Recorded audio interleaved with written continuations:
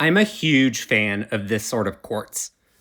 I have some videos where I've tumbled similar rocks, but I'm pretty sure this is my first video where I'll be cutting and polishing one of these milky quartz with red iron staining.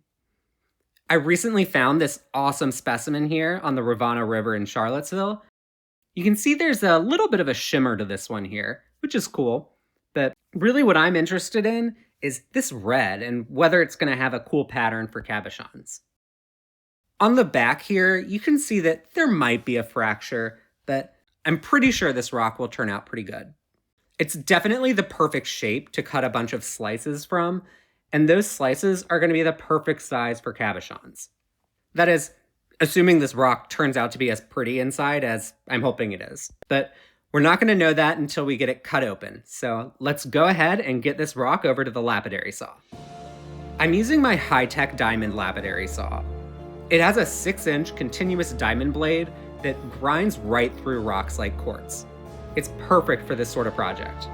If you're interested in getting one for yourself, be sure to check out the links in the description. You can purchase one through either Amazon or Kingsley North. Using those links for your purchase will help support my channel. And we're back! Often you can get a better idea of what a rock is going to look like polished when you look at it wet. So we'll take a look at this both wet and dry. Here's our first piece. Dry, it definitely looks quite nice, but wet? Boy, it's really pretty.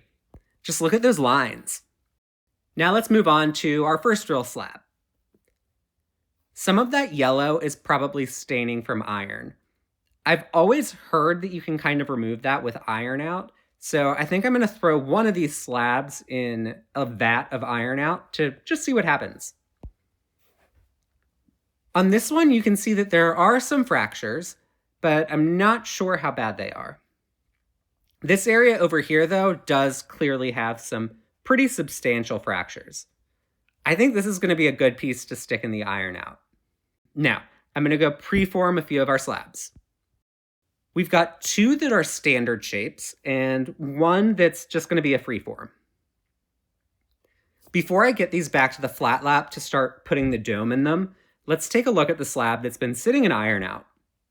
It's been in there for a few days now, so we'll see how it compares to what it looked like before. I do think that some of the yellowing has cleared up. Now, I'll just finish these up on the flat lap and show you all the results. Here's our first one. Nice and shiny.